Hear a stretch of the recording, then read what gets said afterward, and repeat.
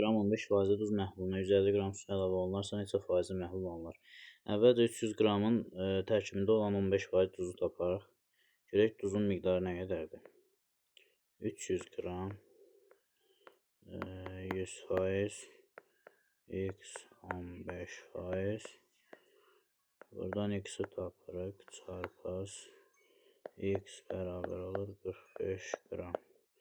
Deməli 45 qram duzumuz var.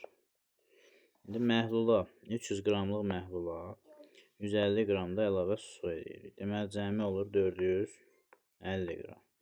450 qram 100%. Buradan tapdığımız 45 qram duz isə olacaq x%. X-i buradan tapırıq. Çarpaz vuranda deməli 0 getdi. 450-ni də 45-ə böləndə düşür 10%. Deməli 300 qram 15% duz məhluluna 150 qram su əlavə olunarsa 10%li duz məhlulumuz alınır.